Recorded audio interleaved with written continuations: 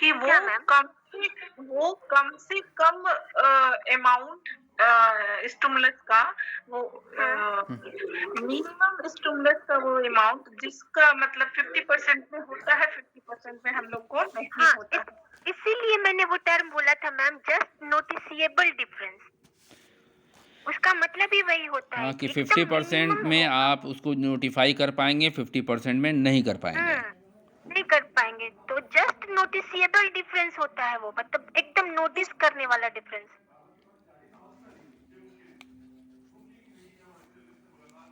चलिए, बहुत अच्छा रहा। सिग्नल डिटेक्शन थ्योरी, आरएल और डीएल, ये थोड़ा सा डिफ़िकल्ट टास्क था जो हमने दिया था आपको, और बहुत अच्छे से साइकोफिजिक्स को आपने क्लियर किया। हाँ सर, पता नहीं, मुझे लगता है पता नहीं मैं जस्टिस कर पाई कि नहीं नहीं, इन तीनों बहुत बहुत टॉपिक से। अच्छा, बहुत अच्छा। बहुत अच्छा रिप्रेजेंटेशन था आपका। Thank you ma'am, thank you sir. कौन है? एक मिनट। हाँ नमिता, काट दीजिए ना, काट के फिर से ज्वाइन कीजिए। हाँ, मेरी भी नहीं आ रही थी, हम काट के फिर से ज्वाइन किए। ठीक, नहीं आप काटिए, आप उसको काटिए और निकलिए, एग्ज़िट कीजिए और फिर से ज्वाइन कीजिए। ठीक,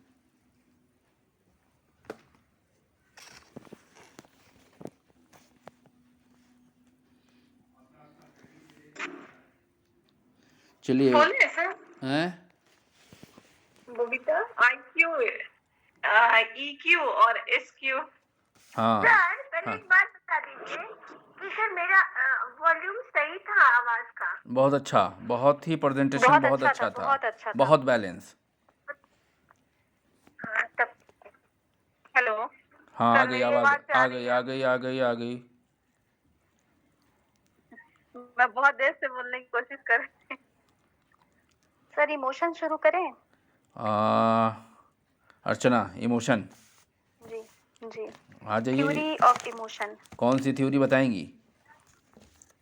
सब, सब? चलिए, ऑलमोस्ट सब। ऑलमोस्ट, चलिए। Theories of emotion. रिकॉर्डिंग कर रहे हैं ना? हाँ, रिकॉर्डिंग हो रही है। थ्योरीज ऑफ इमोशन पढ़ने से पहले थोड़ा हम लोग देखते हैं कि इमोशन क्या है। इमोशन को सामान्य शब्दों में कह सकते हैं कि ये एक उत्तेजना की अवस्था है, यह एक पैटर्न है जिसमें प्राणी में फिजिकल एक्टिविटी शामिल रहती है। और बेसिकली इसमें तीन मुख्य बातें हैं। जैसे कि अगर कोई व्यक्ति इमोशनल स्टेट में है तो वो कॉन्शियसनेस में रहेगा, उसको जानकारी रहेगी कि वो उसमें कौन से इमोशन है उस वक्त। जैसे अगर वो गुस्से में है तो उसको पता होगा कि वो गुस्से में है, वो खुश है तो उसको पता होगा कि वो खुश है। फिर दूसरा चीज है इसमें कि जो भी इमोशनल स्टेट होगा उसमें वो इमोशन को व्यक्त करने के लिए एक बिहेवियर भी देखा जाएगा। जैसे कि अगर वो गुस्से में है तो गुस्से का प्रदर्शन करेगा, खुश है तो खुशी का प्रदर्शन करेगा। फिर तीसरी बात है कि ये तो दो चीजें हो गई ना कि व्यक्ति उससे अवेयर रहेगा कि उसको कौन से इमोशन है, फिर उसका बिहेवियर उसमें देखा जाएगा। फिर तीसरा है उसमें कि उसमें जैसा इमोशन होगा वैसा इंटरनल चेंजेस भी उसके अंदर होगा। जैसे अगर वो वही गुस्से में है तो उसका बीपी थोड़ा हाई रहेगा, उसका वॉल्यूम हाई हो जाएगा, उसका सांस तेज चलेगा, इस तरह के उसमें जो भी परिवर्तन देखे जाएंगे। तो इसकी सबसे अच्छी परिभाषा ना पीटी यंग ने 1943 में दी थी, जो कि काफी इफेक्टिव भी था और उसमें ये संवेग के सभी डायमेंशंस को उन्होंने कवर करने की कोशिश की है।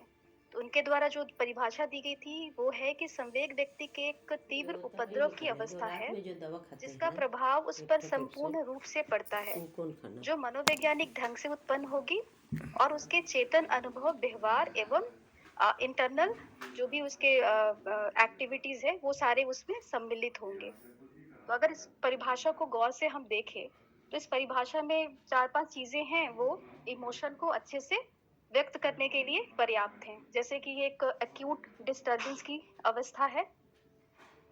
फिर इसमें प्राणी जो है वो ये जो एक्यूट डिस्टर्बेंस की अवस्था है वो कंप्लीट व्यक्ति में देखने को मिलती है।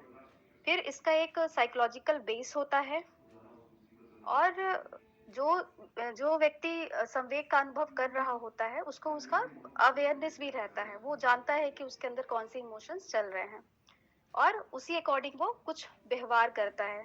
जैसे अगर दुखी है तो वो रो रहा है या गुस्से में है काँप रहा है, इस तरह के उसमें जो भी है व्यवहार देखे जाते हैं। क्लियर है सबको? जी मैम। हाँ, तो इमोशन एक तरह से देखें तो एक जटिल मानसिक प्रक्रिया है। इसमें कॉग्निटिव प्रोसेस है, अफेक्टिव प्रोसेस है और मोटिवेशनल प्रोसेस है और उसके साथ-साथ उनका फिजियोलॉजिकल अराउजल भी इसमें शामिल है। इसके बहुत सारे थ्योरीज दिए गए हैं, जैसे संवेग में हम लोग देखते हैं ना कि संवेगात्मक व्यवहार हो रहा है, फिर अनुभूति हो रही है, फिर इसमें बहुत सारा कॉन्ट्राडिक्शन भी देखा गया है और बहुत सारी बातें निकल के आई कि संवेगात्मक व्यवहार पहले होगा या संवेगात्मक अनुभूति पहले होगी। इस तरह का कॉन्ट्राडिक्शन जब उठने लगा तो फिर मनोवैज्ञानिकों ने रिसर्च किया और इसके कुछ थ्योरी बताई जिसके द्वारा इमोशन की व्याख्या अच्छे से की गई। तो अगर हम देखें तो जो प्रारंभिक समय की बात है तो उसमें इमोशन के 3-4 प्रकार की चर्चा की गई है। James Lange theory, Cannon Bard theory, facial feedback theory और सोलोमन्स का अपोनेंट प्रोसेस थ्योरी है और कुछ कॉग्निटिव थ्योरीज की भी व्याख्या की गई है, उसके द्वारा भी इमोशन को परिभाषित करने की कोशिश की गई है। तो सबसे पहले हम लोग देखेंगे कि जेम्स लांजे थ्योरी क्या कहता है। ये सारे थ्योरीज को ना मैं कंपैरेटिव और शॉर्ट में बताऊंगी ताकि वो ज्यादा क्लियर हो, ठीक है? तो जेम्स लांजे थ्योरी जो है ये संवेग का सबसे पहला और पुराना सिद्धांत है। इस सिद्धांत को विलियम जेम्स ने दिया था और बाद में कार्ल लांजे जो है वो भी इनके विचार को एक्सेप्ट किए और साथ में इन्होंने मिलकर के इस सिद्धांत को आगे बढ़ाया।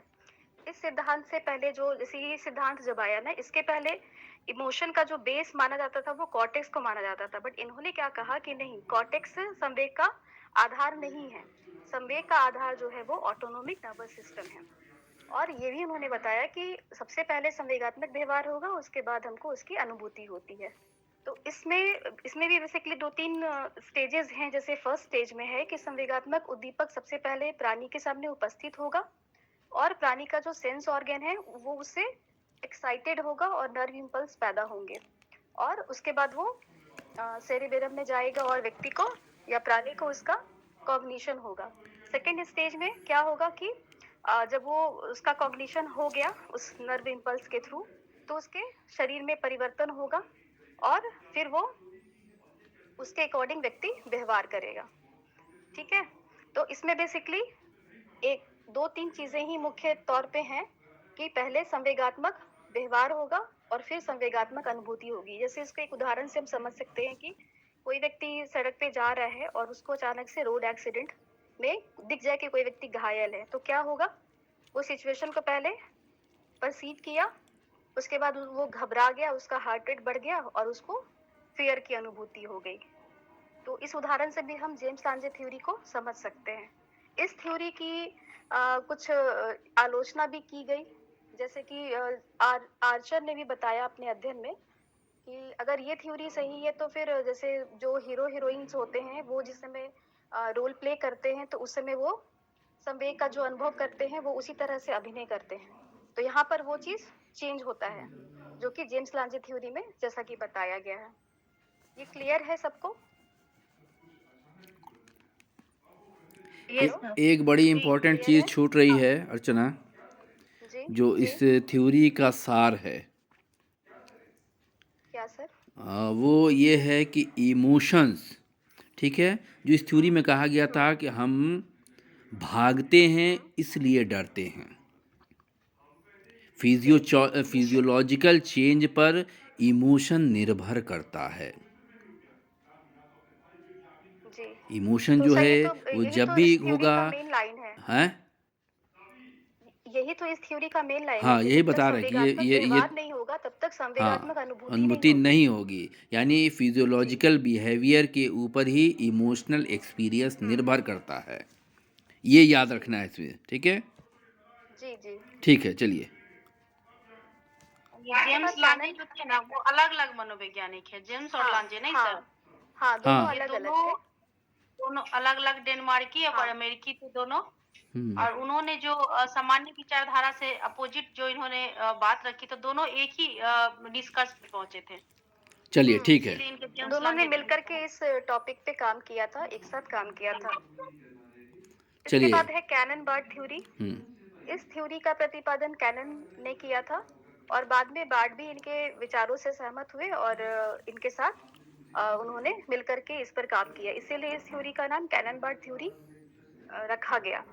ये जो थ्योरी है ये बेसिकली जेम्स लांजे थ्योरी के विरोध में इसको लाया गया, क्योंकि जेम्स लांजे जो थे वो बोलते थे कि जैसे इमोशन को उन्होंने आधार बनाया कि सिंपैथेटिक सिस्टम जो है वो उसके एराउजल के कारण ही इमोशनल स्टिमुलस जो है उसके कारण उसके अंदर आंतरिक परिवर्तन घटित होता है और फिर उसकी जो चेतना होती है वही संवेग है। परंतु कैनन जो थे वो इस चीज को विरोध किए और उनका कहना था कि सिंपैथेटिक सिस्टम नहीं है इसका आधार संवेग का, बल्कि हाइपोथैलेमस है। इसीलिए इनके इस थ्योरी को हाइपोथैलेमिक थ्योरी भी कहते हैं, कैनन बार्ड थ्योरी को। क्लियर है? इनका मानना था कि जब कोई रिसेप्टर जैसे आंख है, कान है या किसी इमोशनल स्टिमुलस से जब ये उत्तेजित हो जाता है व्यक्ति का कोई भी सेंस ऑर्गन, तो नर्व इंपल्स उत्पन्न हुए और वो हाइपोथैलेमस में पहुंचे और वहां पे नर्व इंपल्स जो है वो दो भाग में डिवाइड हो गया और एक भाग जो है वो इंटरनल ऑर्गन तक चला गया और दूसरा भाग सेम टाइम पे कॉर्टेक्स में चला गया। तो जो इंटरनल ऑर्गन्स में नर्व इंपल्स चला गया उससे क्या हुआ कि बहुत सारे फिजिकल चेंजेस होने लगे व्यक्ति के अंदर और उधर कॉर्टेक्स में भी नर्व इंपल्स गया है तो वहां पे उसको फीलिंग्स होने लगी। तो इनका कहना था कि जो शारीरिक परिवर्तन हुआ और संवेगात्मक अनुभव दोनों एक साथ हुआ। क्लियर है? जबकि जेम्स लांजे थ्योरी में क्या कहते थे कि पहले संवेगात्मक अनुभूति होगी, व्यवहार होगा, फिर अनुभूति होगी। और कैनन बार्ड क्या कह रहे हैं कि दोनों एक साथ हो रहा है, एक ही टाइम पर हो रहा है। ये इन दोनों के थ्योरी में बेसिक डिफरेंस था। बस ये कहना था कैनन बार्ड का कि फिजियोलॉजिकल बिहेवियर और इमोशनल एक्सपीरियंस दोनों साथ साथ होते हैं, साथ साइमल्टेनियस। जब भी हम स्टिमुलस को परसीव करेंगे तो ये दोनों फिजियोलॉजिकल बिहेवियर और इमोशनल एक्सपीरियंस साथ साथ होंगे। ठीक है। अंतर ये था कि इसमें कॉर्टेक्स की भूमिका को भी माना गया। ठीक है। और हाइपोथैलेमस की भूमिका को ठीक है, वेरी गुड। चलिए अब आ जाइए सिंगर सेक्टर पे। जी, सेक्टर सिंगर थ्योरी, इसको कॉग्निटिव थ्योरी भी कहते हैं, इमोशन का कॉग्निटिव थ्योरी भी कहते हैं। ये सेक्टर सिंगर ने 1962 में इसको दिया था और इनका मानना था कि संवेगात्मक अनुभूति और शारीरिक उत्तेजन पर निर्भर नहीं करती है, बल्कि जो संवेगात्मक अनुभूति और जो ये शारीरिक उत्तेजन है ये दोनों के कॉग्निशन पर निर्भर करती है। यानी कि जो स्टिमुलस हमारे सामने है वो कैसा है उसका पूरा मीनिंग जब समझ में आ जाएगा तो इमोशन की उत्पत्ति होगी। संज्ञान का तात्पर्य क्लियर है? हाँ, बहुत सिंपल। ये एक लाइन इसको हम आसान कर दें कि सिंगर सेक्टर में स्टिमुलस का जैसे ही व्यक्ति परसेप्शन करता है, फिजियोलॉजिकल बिहेवियर देखे जाते हैं या फिजियोलॉजिकल चेंजेस देखे जाते हैं। इस फिजियोलॉजिकल बिहेवियर या चेंजेस का कॉग्निटिव इंटरप्रिटेशन व्यक्ति करता है, उसकी कॉग्निटिव व्याख्या करता है और उसी के आधार पर उसको इमोशनल एक्सपीरियंस होता है। ठीक है। चूँकि डर और क्रोध दोनों में फिजियोलॉजिकल चेंजेस एक जैसे होंगे तो अपने पास्ट एक्सपीरियंस के आधार पर वो इंटरप्रेट करेगा और इंटरप्रेट करने के बाद उसको वो अनुभव बताएगा कि ये डर हो रहा है या हमको क्रोध आ रहा है। जी, इसीलिए इस थ्योरी को टू फैक्टर थ्योरी भी कहते हैं, क्योंकि इसमें मुख्य रूप से दो बातों पर बल दिया गया है। टू फैक्टर है ना। फिजियोलॉजिकल स्टिमुलस, हाँ, कॉग्निटिव थ्योरी बोलते हैं इसको। अप्रेजल। जी, कॉग्निटिव थ्योरी बोलते हैं ना इसको।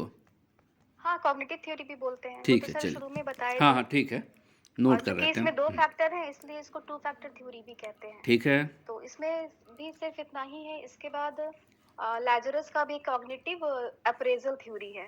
तो लैजरस कॉग्निटिव अप्रेजल थ्योरी में भी हाँ, दो चीजें हैं। जैसे उसमें उनका कहना है कि जैसे अभी हम लोग देखें कि सेक्टर सिंगर थ्योरी में फिजियोलॉजिकल अराउजल और कॉग्निशन का इंटरेक्शन हुआ और संवेगात्मक अनुभूति हुई।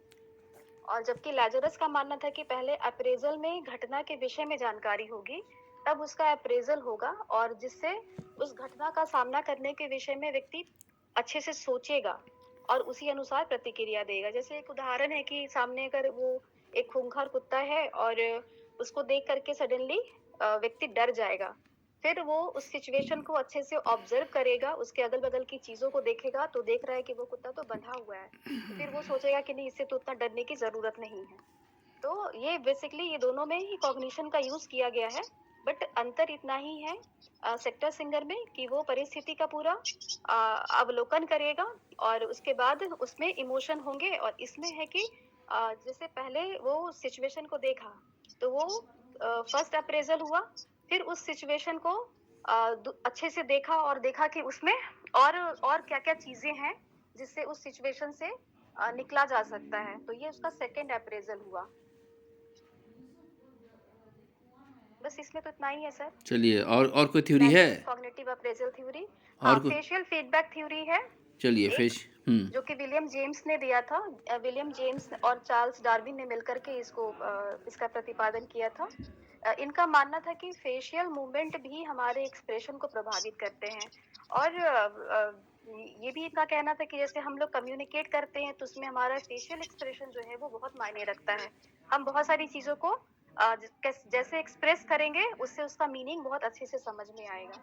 तो इनका कहना था कि एक्सप्रेशन जो है वो हमारे इमोशन को बदलने की ताकत रखते हैं।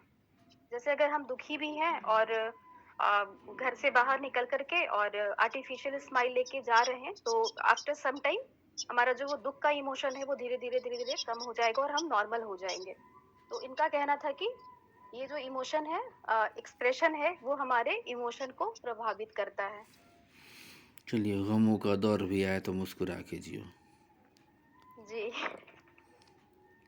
1, 2, 3, 4, 5 थ्योरी आपने बता दी। 5 थ्योरी। इसके अलावा एक सर सोलोमन का सोलोमन अपोनेंट की प्रोसेस थ्योरी थ्योरी भी है। बता दीजिए वो हाँ, भी। ये छोटा-सा ही है। हाँ, ये संवेग का ये सिद्धांत ये बताता है कि संवेगात्मक उद्दीपक को प्राणी के सामने जब बार-बार लाया जाता है, तो उसका जो इमोशनल सिचुएशन होता है या सॉरी, जब संवेगात्मक परिस्थिति जो होती है ना उस परिस्थिति में व्यक्ति जो है पहला जो प्रतिक्रिया देगा, वो वही। दूसरे वाले प्रतिक्रिया से कमज़ोर हो जाता है। जैसे पहली बार रोलर कोस्टर पे डर लगता है और जब बार-बार वो घूमता है तो उसके बाद मज़ा आने लगता है। तो ये ऐसा उसका भी एक तो हो अच्छा सकता है कि पहली उदाहरण है। बार डर लगा, दूसरी बार बहुत डर लगा, हम तो दोबारा बैठे ही नहीं। दूसरी बार तीसरी बार अगर रुक गए तो फिर वो बाद में मज़ा आने लगेगा। चलिए ठीक है। तो सोलोमन की थ्योरी में ये बताया गया कि स्टिमुलस, इमोशन उत्पन्न करने वाले स्टिमुलस को अगर बार बार दिया जाए तो जो रिएक्शन पहले स्टिमुलस पर होगा, ठीक है, वो सेकंड और थर्ड वाले में जाके क्या होगा, इमोशंस चेंज कर जाएंगे। चेंज हो जाएगा, चेंज हो ठीक। जाएगा। मतलब ये स्थिर नहीं होगा, है ना सर? हाँ, जैसे इसका सर एक एग्जाम्पल ये भी है कि अगर रेलवे स्टेशन के पास घर है, तो शुरू-शुरू में जब हम जाते हाँ, हैं तो लगता वो है कि सीना बार-बार पे ट्रेन चढ़ के जा रहा है आती-जाती है ट्रेन। तो हाँ, इरिटेशन होता है और हाँ। फिर धीरे-धीरे यूज्ड टू हो जाते हैं। हाँ। तो ये सोलोमन का जो ये अपोनेंट प्रोसेस थ्योरी है, ये उदाहरण से अच्छी तरह से इसको लिंक कर सकते हैं।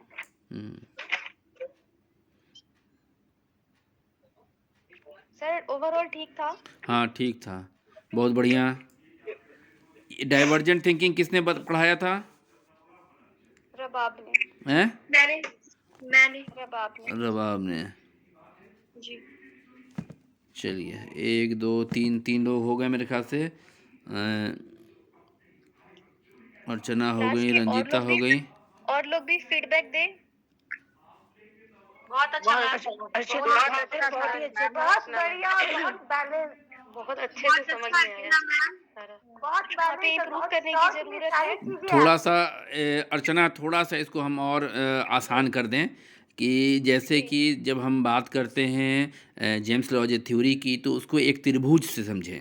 त्रिभुज के एक कोने पर हम स्टिमुलस को रखें, ठीक है, और दो कोने पर एक जगह फिजियोलॉजिकल बिहेवियर को रखें, एक जगह इमोशनल एक्सपीरियंस को रखें, और एक लाइन जो है पीबी और ईई के बीच में लिखते हैं कि ये पीबी जो है, ईई जो है वो डिपेंड करेगा पीबी पर, ठीक है। इमोशनल एक्सपीरियंस निर्भर करेगा फिजियोलॉजिकल बिहेवियर पर। तो ये है जेम्स लॉजिक की थ्योरी। जब हम कैनन बर्ड की थ्योरी करते हैं तो इसको वाई शेप में तैयार करते हैं, ठीक है। एक कोने पर वाई के का जो एक कोना है उस पर क्या करेंगे, स्टिमुलस को रखेंगे, और स्टिमुलस का और दो कोने पर, वाई वाले दो कोने पर क्या करेंगे, पीबी और ई को रखेंगे। दो दिशा में एक साथ जा रहा है तो इसमें साइमल्टेनियस दिखाया जाएगा कि फिजियोलॉजिकल बिहेवियर और इमोशनल एक्सपीरियंस दोनों साथ साथ हो रहे हैं, ऐसे, ठीक है, साथ हो रहा है। ठीक है। जी और जब हम सिंगर फैक्टर की बात करेंगे तो इसको हम स्क्वायर ले लेते हैं। एक कोने पर स्टिमुलस को लिया, स्टिमुलस के आधार पर दूसरा कोना फिजियोलॉजिकल चेंजेस या बिहेवियर हुआ, ठीक है। तीसरा कोना जो हुआ वो कॉग्निटिव इंटरप्रिटेशन हुआ, और चौथा कोना जो हुआ वो इमोशनल एक्सपीरियंस हुआ। तो उसको स्क्वायर के रूप में ले लीजिए, याद रहेगा सिंगर फैक्टर की थ्योरी, ठीक है। जी सर।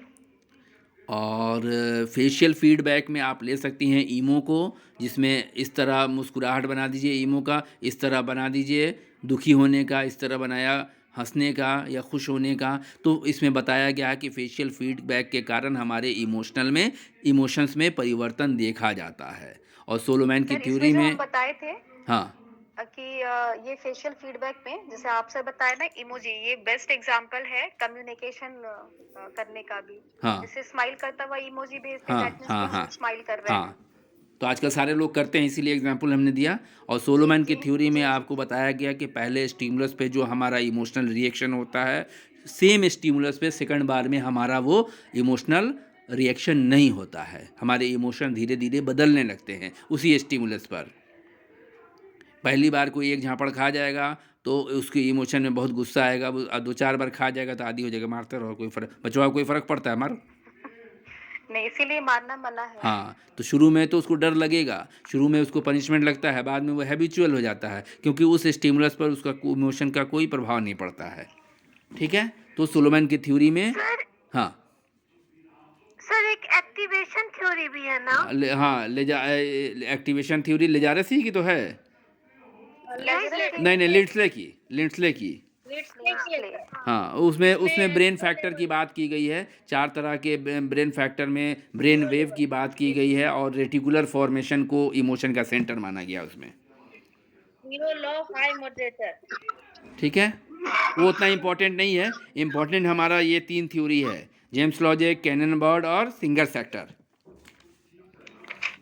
थैंक यू अर्चना, बहुत अच्छा, ठीक है। और कोई पढ़ाएगा थैंक यू सर। कि कंक्लूड किया जाए? सर मैं हाँ नमिता, नहीं सर मैं चलिए आइए जी सर कंटिन्यू कीजिए, क्या पढ़ाइएगा, कल टाइम नहीं मिलेगा फिर। क्या पढ़ाइएगा? टॉपिक दिए थे, इंटेलिजेंस का थियरी बोले थे सर। बुद्धि, जी जी सहर्ष बुद्धि पढ़ाइए। सर इसमें बहुत सारे सिद्धांत है बुद्धि में। ऐसे नहीं पढ़ाइए भाई, देखती बुद्धि हूँ क्या मैं। है ये नहीं पढ़ाइए। सर मैं हाँ। अभी मैं बात कर रही हूँ सर, कुछ अच्छा नहीं कर रही हूँ। अच्छा, तो बहुत सारे सिद्धांत है, इसको मैंने थोड़ा थोड़ा कंक्लूड किया है। शुरू करती हूँ सर। बुद्धि शब्द जो है इसका उपयोग हम अपने डेली लाइफ में बहुत अधिक करते हैं। किसी भी विषय को तेजी से सीखने, समझने, उसको अच्छी तरह से याद करने तथा लॉजिकल थिंकिंग करने के लिए हम बुद्धि का यूज करते हैं। बहुत सारे मनोवैज्ञानिकों ने बुद्धि को अलग अलग ढंग से परिभाषित किया है, जैसे रॉबिन्सन ने 1965 ने बुद्धि को परिभाषित करते हुए कहा है कि बुद्धि संज्ञानात्मक व्यवहारों के बुद्धि से तात्पर्य संज्ञानात्मक व्यवहारों के संपूर्ण वर्ग से होता है। जो व्यक्ति में सूझ के द्वारा किसी समस्या का समाधान करने की क्षमता, नई परिस्थितियों में के साथ उसको एडजस्ट करने की क्षमता तथा अमूर्त रूप से भाभी उसे गद्दे कोई सोचने बात की किसी को कहना क्षमता मत। तथा अनुभवों से लाभ उठाने की ज़ीनत भाभी क्षमता को अंकल बताता के है। वो कौन दुनिया में। इसी अरे प्रकार 70 ने क्वेश्चन में से और 20 नाइसर और बनाना उनके है जो और जब आप पढ़ती हो वो क्वेश्चन सहयोगी आपसे थे, उन्होंने नहीं बनेगा 1996 में बुद्धि तो को आदमी परिभाषित करते फ्रस्ट्रेट हुए नहीं कहा होता, कि खराबे में मरने का जटिल अच्छा जो विचारों 20 को में भी आप समझने, जाइएगा उस पर्यावरण 20 के में भी साथ तो 20 आपसे प्रभावी ढंग सॉल्व से नहीं होगा, 18 एडजस्ट सॉल्व करने, कीजिएगा डाउटफुल अपने रेजोल्यूशन। अंकल को कहाँ एक्सपीरियंस से समझ लाभ में उठाने आपका खराब है या पेपर सीखने, विभिन्न पेपर तरह अच्छा थोड़े के ना हो गया लॉजिकल था। क्यूज जो दिए जाते हैं उसमें मिठाई सम्मिलित दे दी। होने हाँ और थोड़ा सा तरफ पड़ चिंतन गया द्वारा जज वो कह रहा है कि किसी ये भी तो समस्या मिर्चों को का दूर शिकार करने पूरा की हुआ था क्षमता ना से सोचा बैकअप तात्पर्य सपना होता है ऐसे कोई बुद्धि थी का। तो इसमें मुझे जो सर ने टॉपिक अपने दिया था घर पे भी दिन बुद्धि है के एक बहुत तरफ सारे अपना सिद्धांत के बारे में बताने के लिए, थियरीज ऑफ इंटेलिजेंस। दो चार आदमी को कहना भाभी से कहा ना कि तो भाभी हमरा ख्वाहिश था जब बुद्धि हम के जो नंबर जोड़ा था सिद्धांत तभी हैं हम सोचा था इसमें बहुत कि सारे सिद्धांत आते हैं। इसके बुद्धि के जो भी अली भाई सिद्धांत की हैं बीवी को उसको दो मिठाई भागों में जरूर ले बांटा जाके गया है, दीजिएगा। पिछले फैक्टोरियल एक दिन थियरी गाड़ी और में बड़ी जलील प्रोसेस कर रही थी ओरिएंटेड थियरी। डायरेक्टली भाभी को ने ठीक ही आते तो पहले उनको फैक्टोरियल जो डिजर्व थियरी करती है हैं उसके मिठाई बारे में यकीन बात बाद में करते मेरा हैं। टारगेट था कि कभी पास कर फैक्टोरियल जाते नहीं थियरी तो जो जरूर है खिलाए। उसमें बुद्धि की व्याख्या संगठन भाई के आके आधार भाई पर बैठ की गई है। दोस्त यानी इसमें बताया गया है कि बुद्धि के गुरुकुआ बहुत में सारे गई है फैक्टर्स होते एगो तो हैं दिल्ली उल्ली जो जाके पड़े उसका 50,000 रुपया उसको लगा के तो जिसको उसको तो मिलाकर हम व्यक्ति के बुद्धि की व्याख्या करते हैं। 58% चलिए बहुत यहाँ भी सारे आप फैक्टर्स बधाई ले जब लीजिए, एक यहाँ साथ सारे मिल लोग को जाते पता है हैं का तो वो है ना। एक प्रकार से हम बुद्धि का हाँ निर्माण जी, करते इधर हैं। आइए। और इसके अंतर्गत नमिता, फैक्टोरियल थियरी के अंतर्गत बहुत। जी sir. Namita ji sir. 1 minute interrupt करेंगे, सिस्टर हमारी आई हैं। Good evening. आप लोग बहुत बधाई हमको दिया है। Thank you thank you Congratulations, ma'am. Thank you मुबारक हो ये थैंक यू। मैम, मुबारक हो। बहुत बहुत शुक्रिया। बहुत बड़ा देखिए हमको रात में नींद नहीं आती थी, हम उसी को यूटिलाइज किया है। डिप्रेशन में चले गए थे तो उसको यूटिलाइज कर लिए। नींद नहीं आती थी तो 12 बजे से 3 बजे तक पढ़ाई करते रहते थे तो एग्जाम पास कर गए। हम लोग के लिए भी दुआ कीजिए कि नींद बहुत अच्छा मैम। अभी अभी कैसा फील हो रहा है आपको? अभी टॉप ऑफ द वर्ल्ड वाला, कुछ दिमाग नहीं काम कर रहा। आज मैं ऊपर आसमान नीचे यकीन भी नहीं हो रहा, बहुत खुशी है। मतलब हम एक्सप्लेन नहीं कर सकते हैं कि हम कहाँ हैं, हवा में। होना भी चाहिए। चलिए नमिता कंटिन्यू कीजिए। चलिए फिर आपको भी फिर से कंग्रेचुलेशन। सर शुरुआत हो गई है। हाँ। नेक्स्ट टाइम इंशाल्लाह आपको मिलेगा। हमरा तुक्के लड़ गया है। वही समझेंगे, कोई दिक्कत नहीं है। सर मैं शुरू करूं? हम बता रहे थे ना कि हम फिरोज मैम से पूछी तो बोला ना कि एग्जाम मतलब कि नहीं तो पेपर मिठाई ना सही, मिठाई की तस्वीर ही भेज दीजिए। फिरोज मैम आए थे तो देख भी किया था, दो करके जोड़े नहीं हुए थे वहाँ पे। उसमें स्टार्ट मैं सही हो गया कंटिन्यू था। करती हूँ मैम। पियर्सन वाला सही हुआ था। जी, कीजिए। फैक्टोरियल थियरी जो है इसके अंतर्गत बहुत सारे सिद्धांत बताए गए हैं जिसमें सपोर्ट कर गया है।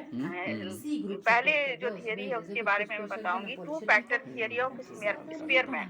जानते हैं स्पीयरमैन जो थे इन्होंने 1904 में चैप्टर कंप्लीट नहीं बुद्धि पढ़ा के इस सिद्धांत का प्रतिपादन किया जिसमें उन्होंने बताया कि बुद्धि में 2 तरह के फैक्टर्स पाए जाते हैं, जी फैक्टर तथा एस फैक्टर। जी फैक्टर जो होता है वो बायोलॉजिकल होता है यानी जन्मजात होता है और इस पर हमारे पास्ट एक्सपीरियंस, लर्निंग, ट्रेनिंग आदि का प्रभाव नहीं पड़ता है। इसकी मात्रा भी फिक्स होती है। इसी के द्वारा मानसिक क्षमता का पता चलता है जिसे हम उसको इन्होंने मेंटल एनर्जी भी कहा है। रोज याद करते थे। इसके बाद इन्होंने स्पेसिफिक फैक्टर के बारे में भी बताया है कि जो स्पेसिफिक फैक्टर होता है वो सीखा गया होता है और इस पर लर्निंग, ट्रेनिंग तथा पास्ट एक्सपीरियंस का प्रभाव देखने को मिलता है। इसकी मात्रा फिक्स नहीं होती है और ये जो एस फैक्टर होता है वो बहुत सारे मतलब एक व्यक्ति में बहुत सारे एस फैक्टर पाए जा सकते हैं। तो इसका कंक्लूजन इस सिद्धांत का ये निकलता है कि स्पीयरमैन ने जो बुद्धि में के 2 फैक्टर सिद्धांत की बात की है उसमें ये दोनों फैक्टर्स जो होते हैं, जी फैक्टर और एस फैक्टर, इन दोनों का इंटरैक्शन का परिणाम होता है बुद्धि। इसके बाद हम आते हैं group factor theory of Thurston. Thurston का ये सिद्धांत जो है ये 1938 में आया है, शायद 1938 में। हाँ, इस थर्स्टन ने यहाँ पर फैक्टर एनालिसिस के आधार पर, फैक्टर एनालिसिस थियरी के अंतर्गत ये जो थर्स्टन का सिद्धांत है ये आता है। इस सिद्धांत में थर्स्टन ने बताया कि उन्होंने स्पीयरमैन का जो टू फैक्टर थियरी था इसको उन्होंने नकार दिया और बताया कि बुद्धि जो हमारी होती है वो केवल टू फैक्टर थियरी का परिणाम नहीं होती, उसमें दो फैक्टर नहीं पाए जाते बल्कि बहुत सारे फैक्टर, बहुत सारे छोटे छोटे विशिष्ट कारक जो होते हैं फैक्टर्स वो पाए जाते हैं। और इन सारे फैक्टर्स ये सारे जो फैक्टर्स होते हैं वो मिलकर बुद्धि का निर्माण करते हैं। उनका ऐसा मानना था कि किसी भी मतलब बुद्धि से संबंधित अगर हम कार्य जो करते हैं उसमें जी फैक्टर की कोई भी प्रधानता नहीं होती है। उन्होंने जी फैक्टर की मान्यता को जो है उसे अस्वीकार किया है। इसके बाद इन्होंने इसमें कुछ मेंटल एबिलिटीज की भी बात की है, जिसका नाम मैं लूंगी, सबको पता ही होगा फिर भी मैं बताती हूँ। जैसे कि इसमें पहला है वर्बल मीनिंग। इसमें शब्दों तथा वाक्यों के अर्थ जो होते हैं उनके समझने की क्षमता शामिल होती है। सेकंड है वर्ड इन्फ्लुएंसी एबिलिटी। इसमें जो शब्द होते हैं उससे संबंधित हम अलग मतलब उसकी मीनिंग को अलग तरह से सोचने की कोशिश करते हैं। उसके बाद तीसरा आता है स्पेस से रिलेटेड एबिलिटी जो होती है। इसमें वस्तुओं के जो परिस्थिति होती है, मतलब वस्तुओं की जो स्थिति होती है उसको मैनिपुलेट करने की क्षमता या डिस्टेंस के बारे में प्रत्यक्षण करने की जो क्षमता होती है वो शामिल होती है।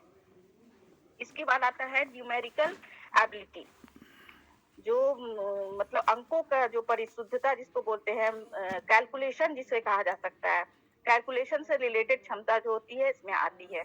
फिर इसके बाद आता है फिफ्थ आता है रीजनिंग करने की जो एबिलिटी होती है।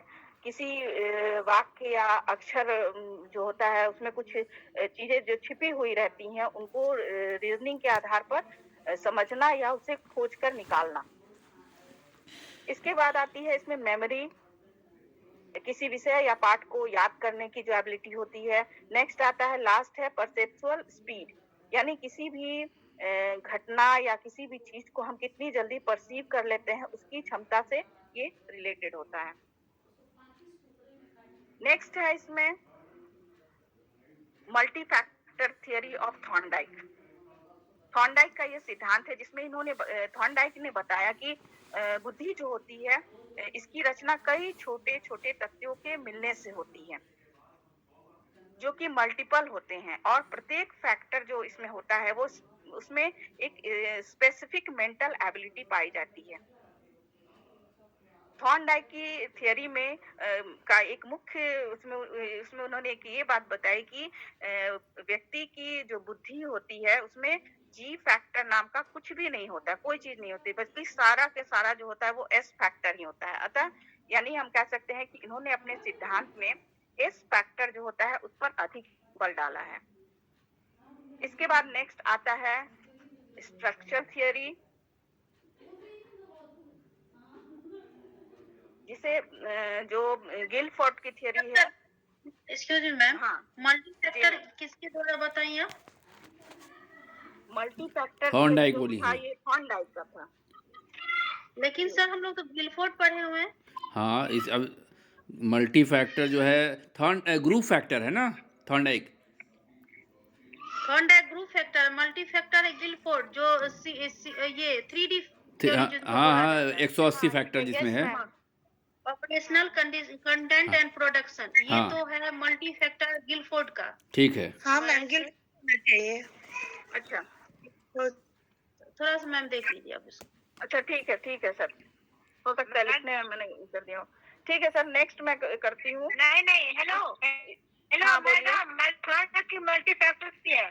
थॉर्नडाइक का सर 2 आदमी का नाम आता है, थॉर्नडाइक और गिलफोर्ड दोनों का आता है ना। दोनों में नाम चलता है, वो कॉमन नाम है। वैसे ग्रुप फैक्टर कर लीजिए तो ज़्यादा आसान है। Sir factorial group factor Thurston का है सर। अच्छा, थर्स्टन है। ग्रुप फैक्टर थर्स्टन है सर। अच्छा, एक मिनट। थॉर्नडाइक और गिलफोर्ड का है। चलिए, मल्टी फैक्टर थियरी जो है सर, इसमें इन दोनों गिलफोर्ड और थॉर्नडाइक जो है, इन दोनों का नाम आता है। चलिए ठीक है। और और ये तो लोग दोनों अलग अलग सिद्धांत के बारे में बताया, जिसमें थॉर्नडाइक जो थे, इन्होंने अपने सिद्धांत में बताया जी फैक्टर को नहीं माना और एस फैक्टर को बताया कि बुद्धि में सारा का सारा एस फैक्टर होता है।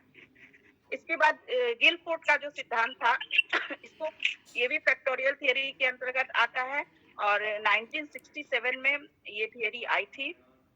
इसको स्ट्रक्चरल थियरी भी कहा जाता है। इसके बहुत सारे नाम है, जैसे ट्राई डायमेंशनल थियरी भी कहते हैं, क्यूबिकल थियरी भी कहते हैं इसे। मैम सेशन क्या बोली? 1967। थैंक यू मैम किसका बताइए मैम? 1967 गिलफोर्ड। इसके बहुत सारे नाम हैं। गिलफोर्ड की जो थियरी है ये फैक्टोरियल थियरी के ही अंतर्गत आती है। जी हाँ, इसका नाम स्ट्रक्चरल थियरी भी है। मैडम मल्टीपल थ्योरी है, ये मल्टीपल थ्योरी है मैडम। हाँ, वही तो मैं कह रही हूँ। इसे ट्राई डायमेंशनल थियरी भी कहते हैं, क्यूबिकल थियरी भी कहते हैं। और इसमें इसमें बुद्धि के में जो भी तत्व पाए जाते हैं उन्हें 3 भागों में बांटकर बताया गया: ऑपरेशन, कंटेंट और प्रोडक्ट। पहले जब हम लोगों ने बहुत पहले पढ़ा था, इसमें 120 फैक्टर बताए गए थे। बाद में इसका रिवीजन हुआ तो उसमें 180 फैक्टर यानी 180 उसमें उसका क्या कहते हैं, उसको संशोधन करने के बाद उसमें जोड़ा गया। तो इसमें इन्होंने बताया, जो ऑपरेशन के बारे में बताया कि ऑपरेशन से तात्पर्य व्यक्ति द्वारा मानसिक प्रक्रिया के स्वरूप से होता है। यानी कि जब हम किसी विषय या सूचना के संबंध में जो सब्जेक्ट का कॉग्निशन होता है वो कैसा है, उसके बारे में इसमें चर्चा की जाती है। और इसमें गिलफोर्ड ने बहुत सारे इसके अंदर बहुत सारे तत्व जो है फैक्ट्स बताए हैं, जैसे convergent thinking, divergent thinking, evaluation, memory recording और कॉग्निशन। जैसे इसके अंतर्गत 6 तत्व आते हैं: convergent thinking, divergent thinking, evaluation, memory और उसके बाद एक है मेमोरी रिकॉर्डिंग और लास्ट है कॉग्निशन। नेक्स्ट आता है इसमें कंटेंट। कंटेंट में बताया गया है कि हमारे इन्वायरमेंट में उपस्थित उत्तेजनाओं के जो प्रकार होते हैं उन्हें कंटेंट कहते हैं। ये एक ऐसा एरिया होता है जिसमें हम प्राप्त सूचनाओं के आधार पर उनका ऑपरेशन करते हैं और उसका रिजल्ट बताते हैं। जैसे इसमें गिलफोर्ड ने इसे 4 भागों में, इसके 4 भाग बताए हैं गिलफोर्ड ने कंटेंट के। हाँ, 1 2 3 4 5 इसके 4 बताए। फिगरल होता है, जैसे पहले इसके जो 120 फैक्टर था तो इसके 4 भाग बताए गए थे। पहला था फिगरल। फिगरल को ही इन्होंने, फिगरल के 2 भाग होते हैं, विजुअल और ऑडिटरी। इसको इन्होंने बढ़ा के विजुअल को 1 नंबर में डाल दिया, ऑडिटरी को 2 नंबर में डाल दिया। तो जो पहले ये 4 था ये 5 हो गया, वही एक बढ़ गया इसमें। इसमें इन्होंने फिगरल की बात की, जो जिसके 2 भाग जो विजुअल और ऑडिटरी के बारे में बात किया गया। इसके बाद सिंबॉलिक आता है, इसमें सिमेंटिक आता है, बिहेवियरल आता है। इसको डिटेल करूं सर? नहीं, टाइम नहीं है। कंक्लूड करके बताइए थ्योरी। इतनी लंबी थ्योरी नहीं पढ़ा पाएंगे ना, कंक्लूड कीजिए। थ्योरी का जीस्ट निकालना है कि थ्योरी क्या कहती है। जी ठीक है सर। इसके बाद इसमें लास्ट इसका तीसरा जो भाग आता है प्रोडक्ट। इसमें किसी विशेष प्रकार के कंटेंट जो होते हैं उसका जो हम ऑपरेशन करते हैं तो उसका जो भी हमारा रिजल्ट आता है उसे हम प्रोडक्ट कहते हैं। और इसके भी 6 भाग बताए हैं इन्होंने, जैसे unit, classes, relation, system, transformation, implications. तो गिलफोर्ड का ये सिद्धांत जो है ये इसको मैंने कंप्लीट कर दिया, जिसमें इन्होंने 3 तरह के फैक्टर्स की बात की, ऑपरेशन, कंटेंट और प्रोडक्ट, जिसमें टोटल 180 फैक्टर्स थे। इसके बाद आता है हियरार्चिकल थ्योरी ऑफ वर्ड एंड वर्णन। वर्ड इसमें 3 लोगों के नाम आते हैं, वर्ड, वर्णन और हैम्फ्रीज। इन्होंने स्पीयरमैन के 2 फैक्टर थियरी, थर्स्टन के ग्रुप फैक्टर थियरी और गिलफोर्ड के मल्टी फैक्टर थियरी का बहुत अच्छे से अध्ययन किया और बताया कि इन तीनों तरह के सिद्धांत के पक्ष में बहुत सारे एविडेंस मिले हैं, और इन्होंने इन तीनों तरह के सिद्धांतों को मिलाकर एक नया सिद्धांत जो है ये इसका निर्माण किया, जिसे हियरार्चिकल थ्योरी कहा गया। इन्होंने इसकी तुलना एक पिरामिड से की है, जिसमें जी फैक्टर जो होता है वो सबसे ऊपर होता है। दूसरे स्थान पर थर्स्टन के ग्रुप फैक्टर के समान 2 फैक्टर्स होते हैं, वर्बल एजुकेशन फैक्टर और प्रैक्टिकल मैकेनिकल फैक्टर। और ये जो इसमें प्रैक्टिकल मैकेनिकल फैक्टर जो है, इसके 2 भाग होते हैं, स्पेशियल और मैनुअल। इसे को इन्होंने तीसरे और चौथे नंबर पे रखा है। और लास्ट में इसमें आता है एस फैक्टर, यानी कि पिरामिड के सबसे ऊपरी जो भाग है उसमें जी फैक्टर आता है और सबसे नीचे स्पेसिफिक फैक्टर आता है। और इन्होंने अपने मतलब बर्ट और वर्णन का जो ये सिद्धांत है, इसमें इन्होंने तीनों जो पहले सिद्धांत मैंने बताए, स्पीयरमैन, थर्स्टन और गिलफोर्ड, इन तीनों सिद्धांतों को मिलाकर इन्होंने ये नया सिद्धांत बनाया था। इसके बाद आती है कैटल की थियरी, जिसमें इन्होंने कैटल ने 1971 में कैटल का ये सिद्धांत आया, जिसमें इन्होंने बुद्धि के 2 भाग बताए, तरल बुद्धि और ठोस बुद्धि के बारे में बताया। और इन्होंने बताया कि जो हमारी जो तरल बुद्धि होती है वो जी फैक्टर के समान होती है तथा ये बायोलॉजिकल होती है। और जो क्रिस्टल इंटेलिजेंस जो होता है, जो ठोस बुद्धि होती है, उसमें हमारे अर्जित गुण जो होते हैं, अक्वायर्ड जो हमारे गुण होते हैं, जो हम बाद में सीखते हैं, वो सारी चीजें होती हैं, यानी कि फैक्टोरियल नॉलेज से रिलेटेड होती है। जो फैक्ट होते हैं, बहुत सारे हम नई नई चीजों को सीखते हैं, वो सारी बुद्धि जो हमारी होती है वो ठोस बुद्धि के अंतर्गत आती है। इसमें इन्होंने बताया कि तरल बुद्धि जो है इसका विकास किशोरावस्था में अधिक होता है और ठोस बुद्धि जो होती है उसका विकास आगे भी चलता रहता है। इसके बाद इसमें लास्ट एक सिद्धांत आता है गार्डनर का सिद्धांत।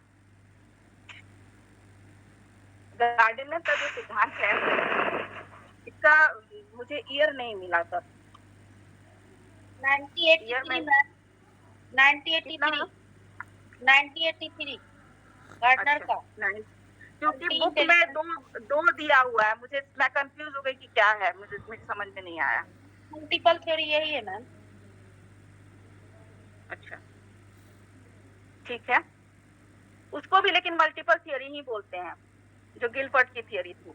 किसको मैम? वो फैक्टोरियल थियरी के मल्टी फैक्टर थियरी, ये है मल्टीपल इंटेलिजेंस, यानी बहुबुद्धि। ये मल्टीपल इंटेलिजेंस है। हाँ, इस सिद्धांत का प्रतिपादन जो था गार्डनर ने किया था, और उन्होंने बताया कि जो हमारी जो ब्रेन का जो बिहेवियर, इस सिद्धांत का मेन मतलब कॉन्सेप्ट जो था वो ब्रेन बिहेवियर रिलेशनशिप पर आधारित था। इसमें इन्होंने जी फैक्टर को अस्वीकार किया और बुद्धि के अंतर्गत इन्होंने बताया कि 7 तरह के इसके अंतर्गत 7 तरह के फैक्टर आते हैं, जैसे लिंग्विस्टिक, लॉजिकल, स्पेस से रिलेटेड एक होता है, काइनेटिक, बॉडीली जो हमारे मूवमेंट बॉडी का होता है उससे रिलेटेड होता है, म्यूजिकल होता है, और पर्सनल होता है जिसमें सेल्फ इंटेलिजेंस आता है, और एक नेक्स्ट जो 7वां जो आता है उसमें पर्सनल जो होता है वो अदर इंटेलिजेंस से रिलेटेड होता है। इसके बाद नेक्स्ट आती है, ये हो गई, ये सारे जो सिद्धांत थे ये फैक्टोरियल थ्योरी के अंतर्गत आते हैं। नेक्स्ट आता है process oriented theory. Process oriented theory के अंतर्गत भी 3-4 सिद्धांत हैं, और जो प्रोसेस, जैसे फैक्टोरियल थ्योरी जो थी वो फैक्टर्स पर आधारित थी, और प्रोसेस ओरिएंटेड थ्योरी जो होती है वो संज्ञानात्मक मनोविज्ञान जिसको बोलते हैं, इसमें इस बात पर अधिक बल डाला गया है, यानी कॉग्निटिव जो हमारा कॉग्निटिव प्रोसेस जो होता है उससे रिलेटेड ये थ्योरी होती है। और इसमें इसकी व्याख्या जो फैक्टर्स के रूप में ना करके इसमें इंटेलेक्चुअल प्रोसेस जो हमारे होते हैं, जो बौद्धिक प्रक्रियाएं होती हैं, उसको शामिल किया गया है। यानी एक व्यक्ति किसी भी प्रॉब्लम का समाधान कैसे करता है या कैसे सोच विचार कर करता है, उसके आधार पर इसकी व्याख्या, इसमें बुद्धि की व्याख्या की गई है। इसके अंतर्गत जीन पियाजे का सिद्धांत आता है,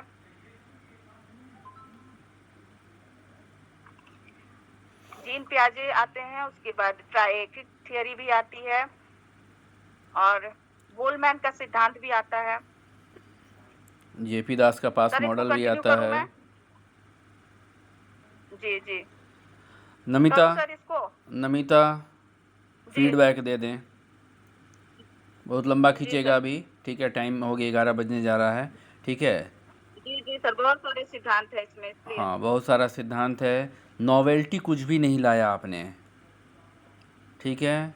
बिल्कुल किताब को पढ़ा और पढ़ के अरुण कुमार की इस किताब को प्रोड्यूस किया, कुछ भी नया करने की कोशिश नहीं की, कुछ भी नेट से सर्च नहीं किया कि इस चीज़ को कैसे अच्छे से डालें, कैसे इम्प्रेसिव बनाएं, ये कोशिश बिल्कुल नहीं की गई। आवाज़ में कॉन्फिडेंस की कमी भी हमको दिखी, ठीक है, आवाज़ कहीं कहीं लड़खड़ा रही थी, कहीं कहीं एकदम कॉन्फिडेंस आपका लैग कर रहा था।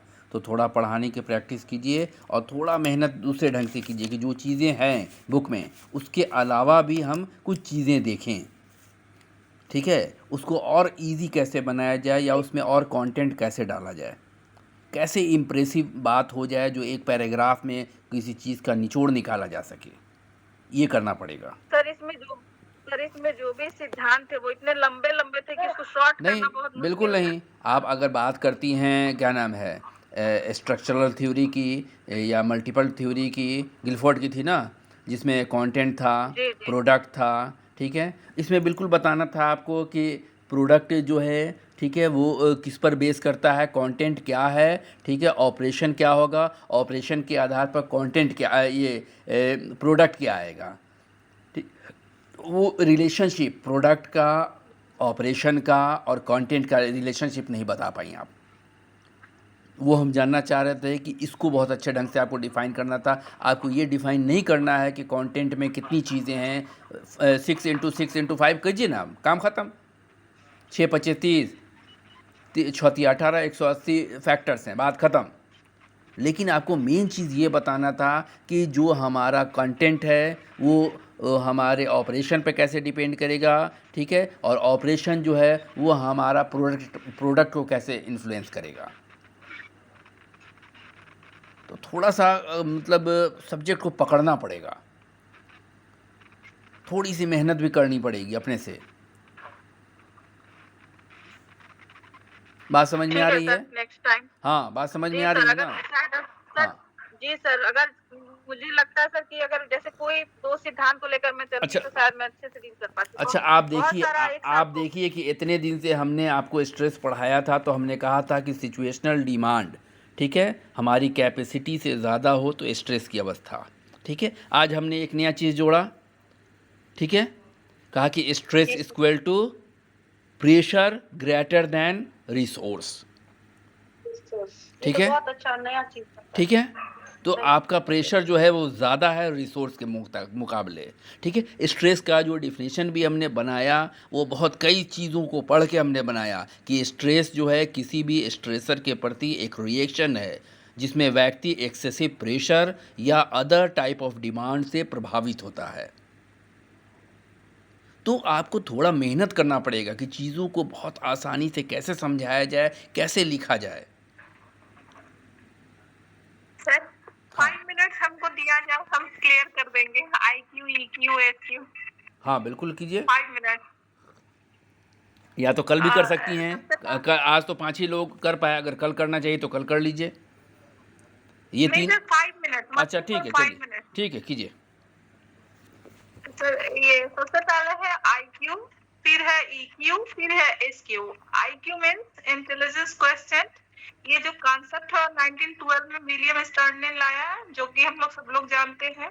और इसको अगर हम लोग डिफाइन करना चाहें तो हम लोग ऐसे डिफाइन करेंगे, N intelligence question is a score divided from one of several standardized tests designed to assess intelligence. मतलब ये मेंटल एज क्रोनिकल एज का एवरेज जब हम लोग 100 से मल्टीप्लाई करते हैं तो आईक्यू निकलता है। MA बटा अब C IQ into के 100। बाद जी आईक्यू के बाद ईक्यू का कंसेप्ट आया कैसे और क्या है ये, तो ये प्रैक्टिकली हम लोग देखें कि जो आईक्यू जिसका बहुत ज्यादा है, जैसे 120 100 से एबव है, वो मतलब स्टडी में या एकेडमिक में तो परफॉर्मेंस कर लेते हैं, लेकिन वो बिहेवियरल लाइफ में वो फेलियर हो जाते हैं। तो ईक्यू का कंसेप्ट आया और पीआई का कंसेप्ट आया, प्रैक्टिकल इंटेलिजेंस। तो ईक्यू तो देखा गया कि ईक्यू क्या है, तो ईक्यू जो है वो इमोशनल क्वेश्चन है। Emotional intelligence is the ability to identify, assess, to control the emotion of oneself, of other and of group। जैसे कि और ये इमोशनल इंटेलिजेंस जो है, ये कंसेप्ट जो है वो सन 1990 में 1990 में सेली इस कंसेप्ट को औपचारिक रूप से उसको सोल्वे और मेयर ने लाया था, और 1995 में गोल्डमैन ने अपनी पुस्तक जो इमोशनल इंटेलिजेंस है उस पे इस कंसेप्ट को डिटेलिंग किया था। अब इमोशनल इंटेलिजेंस जो है वो इसको हम लोग एक सोशल इंटेलिजेंस भी कहते हैं। इसमें क्या होता है कि एक स्वयं व्यक्ति अपने भाव को देखने, समझने और डिफरेंसेस करने और अपनी थिंकिंग और अपनी एक्टिविटी को डायरेक्शन करने के लिए वो इंफॉर्मेशन को उपयोग में लाने का प्रयास करता है, या वो इंफॉर्मेशन को उपयोग में लाने की उसमें योग्यता होती है। तो इसको हम लोग अगर हम लोग पॉइंट में डालें तो ऐसे डाल सकते हैं इमोशनल इंटेलिजेंस को कि ये है जो मनोभाव यानी खुद की जो फीलिंग है उसका परसेप्शन और अप्राइजल यानी मूल्यांकन करके उसको व्यक्त किया जा सकता है। और कॉग्निटिव एक्टिविटीज जो है उसको अपने उसके पास जो कॉग्निटिव एक्टिविटी है उसको कैसे वो दक्ष यानी उस अनुसार सुसाध्य बना सकता है। और तीसरा जो है वो उसको रेगुलाइज कैसे कर सकता है, रेगुलर अपने इमोशन को कैसे वो रेगुलर कर सकता है, मतलब अपने पर नियंत्रण कैसे रख पाता है। ये तीन चीज है इमोशनल इंटेलिजेंस में, तो उसको हम लोग EQ कहते हैं। तो ऐसे लोग ज्यादा सक्सेसफुल हुए जिनमें IQ और EQ दोनों थे, क्योंकि एक टाइम के बाद IQ का कम वैल्यू हो जाता है ह्यूमन बीइंग के लाइफ में और EQ ज्यादा वैल्यूएबल हो जाता है। क्योंकि जैसे मान लिया जाए इन तीनों को IQ और EQ और SQ को एक अगर हम लोग ये में देखें एग्जाम्पल में, तो मान लिया जाए कि IQ इंटेलिजेंस ठीक है, हम लोग कितने लोग हैं इनमें, हम लोग में से मान लिया जाए ग्रुप में 50% लोग हैं जिनकी IQ हम लोग का 110 से 120 के बीच है, तो हमने सबने क्वालिफाई कर लिया। 50% लोग जो है वो लेक्चरशिप क्वालिफाई कर लिया। यहाँ तक IQ का रोल था, इंटेलिजेंस क्वेश्चन था। आफ्टर जब हम लोग बोर्ड में बैठे, एक बेंच पे बैठे हम लोग सारे लोग जो लोग क्वालिफाई किए लेक्चरशिप, इसके बाद आता है EQ का रोल, इमोशनल इंटेलिजेंस का। यहाँ पे उसका वर्क परफॉर्मेंस आ जाता है कि वो कितना परफेक्टली वर्क को वो कर पाता है डूइंग में। और तब यहाँ पर आफ्टर 15 इयर्स जब हम लोग फिर मीट करते हैं वो 50 लेक्चरर्स, तो देखते हैं कि कुछ लोग जो है वो बहुत ज्यादा सक्सेसफुल हैं, कुछ कम सक्सेसफुल हैं, कुछ वहां से फेलियर हो रहे हैं, मतलब क्लास में ठीक से लेक्चर नहीं दे पा रहे हैं या अपने इन्वायरमेंट में सराउंडिंग में वो एडजस्ट नहीं कर पा रहे हैं। इस तरह के कई एक प्रॉब्लम मतलब वो फेस कर रहे हैं या बोल रहे हैं या आइडेंटिफाई कर रहे हैं। तो यहाँ पर हो जाता है कि जिनके पास इमोशनल इंटेलिजेंस भी है वो आगे ज्यादा ऊपर जा पाएगा, सरवाइव कर पाएगा। ये दो हो गया। अब थर्ड नंबर है SQ।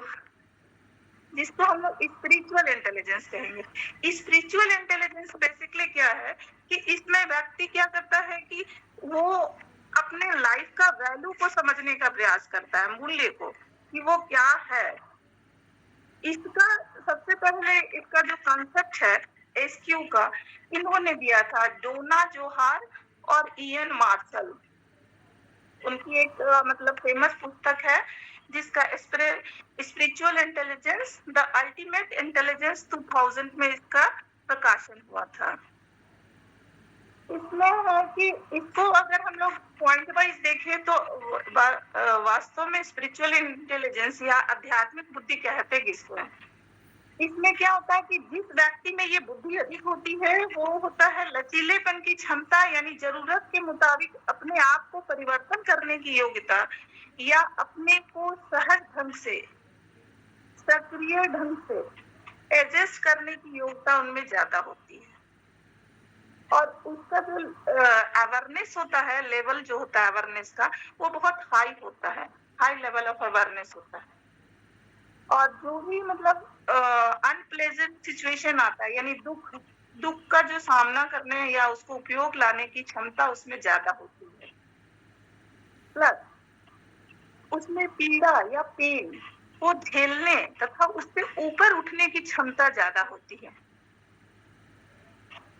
यहाँ तक कि सर ये हम अलग हट के बता रहे हैं, अगर ऐसे पर्सन को कैंसर या सेल अगर बॉडी में आइडेंटिफाई हो जाता है या डायग्नोस होता है, तो उन लोगों में इतनी स्पिरिचुअल पावर होती है कि वो अपने से ही उस बीमारी को अंदर से इतना पावर लाते हैं और वो कैंसरिया सेल को वो डैमेज करता है, वो मार देता है बिना मेडिसिन का। इस तरह का भी स्थिति देखा गया है। और ये और नेक्स्ट पॉइंट है कि उसका जो वैल्यू है, लाइफ का जो वैल्यू है, उसको वो जानने के लिए हमेशा मोटिवेट रहता है कि हमको आखिर करना क्या है, हम क्यों दुनिया में आए हैं, हमको क्या करना चाहिए।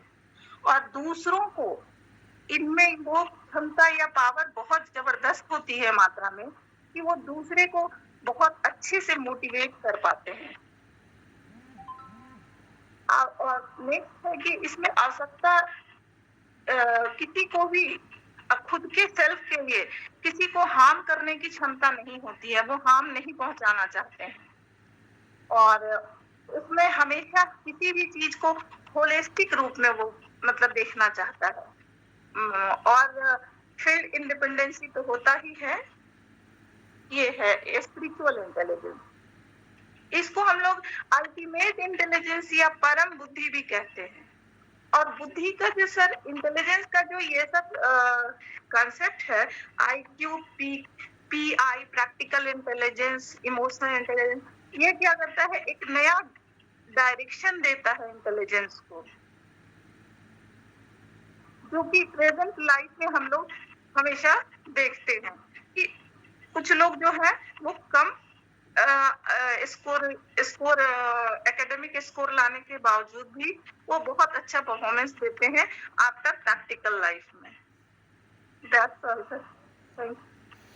थैंक यू बबीता कुछ कमी थी, पकड़ लें। हाँ बोलिए। EQ का आपने फार्मूला नहीं बताया, इमोशनल क्वोशेंट कैसे निकालते हैं, ठीक है, उसका फार्मूला आपने नहीं बताया। स्पिरिचुअल क्वोशेंट कैसे निकालते हैं उसका फार्मूला नहीं बताया। IQ का बताया आपने, ठीक है। हमें भी नहीं पता सर। नहीं पता करना चाहिए था जब EQ है, ठीक है। हम भेज देंगे, देख लीजिएगा उसको, ठीक है, तीनों का। बहरहाल अच्छा पढ़ाया आपने, ठीक है, और बहुत सारी बातें डिटेल्स में बताई।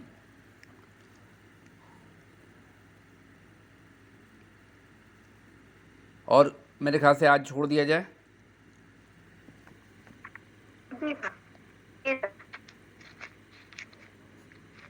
अच्छा रहा ये आज का, ये जो नया बहुत सारी चीज़ों को हम लोगों ने एक साथ बहुत सारी चीज़ों को आज हम लोगों ने अप्रोच किया और बहुत सारी चीज़ों को सीखा।